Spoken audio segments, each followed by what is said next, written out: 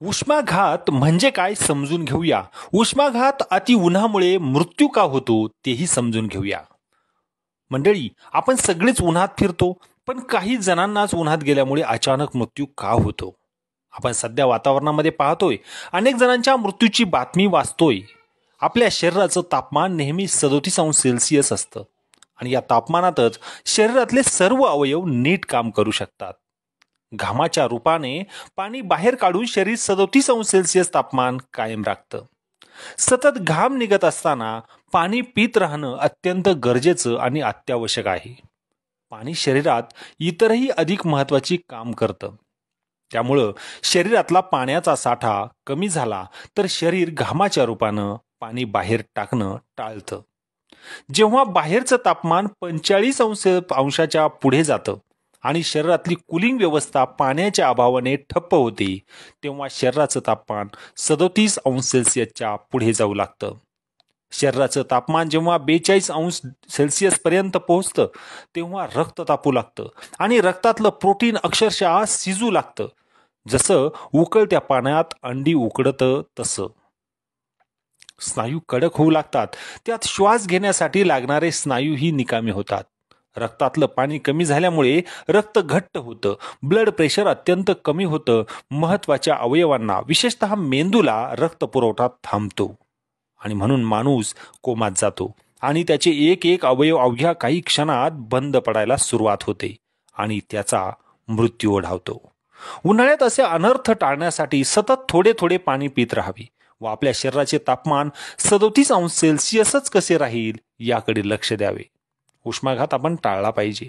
उन्हाचा पारा चढत आहे आणि त्यामुळे उष्माघात टाळण्यासाठी खालील काही उपाययोजना करा. शेतातील कामे 6 ते 11 आणि दुपारी 4 ते 6:30 या कालावधीत करा. काम करत असताना मध्ये मध्ये थोडा वेळ थांबवून पाणी प्या. शक्यतो सुती व पांढऱ्या रंगाचे कपडे वापरा. डोक्यावर रुमाल, टोपी इत्यादींचा वापर करा. आहारामध्ये ताक, दही इत्यादीचा जास्तीत जास्त वापर करा. तिखट, तेलकट, मसालेदार पदार्थ, मद्यपान, मांसाहार टाळा. कोल्ड्रिंक ऐवजी लिंबू सरबत, नारळ पाणी याचा वापर करा. दुपारी 11 ते 4 पर्यंत काम असेल, प्रवास असेल हे टाळा. लहान मुलांना, गरोदर मातांना, आजारी व्यक्तींना दुपारच्या वेळी बाहेर पडू देऊ नका. खेळाडूंना आणि बराच वेळ आउटडोर काम करणाऱ्यांना उष्माघात होऊ शकतो. उष्माघात हा प्रामुख्याने अर्भक, लहान मुलं, वयोवृद्ध, पाणी कमी पिणारे लोक, दीर्घ आजारी किंवा मद्यप्राशन करणाऱ्यांमध्ये आढळतो. तसेच हृदयरोग, फुफ्फुसांचे आजार, मूत्रपिंडाचे आजार, लठ्ठपणा, उच्च रक्तदाब, मधुमेह, मानसिक व्याधीसारख्या आजारांनी त्रस्त व्यक्तींनाही सहज उष्माघात होऊ शकतो. मुलं किंवा व्यक्ती उन्हामुळे बेशुद्ध झाली असेल तर त्याच्या तोंडावर थोडे पाणी शिंपावे. श्वसनक्रियेची तपासणी करावी. नाकातून रक्तस्राव सुरू झाला असेल तर नाकाच्या मांसल भागावर 10 मिनिटे प्रत्यक्ष दाब दिल्यास रक्तस्राव थांबतो.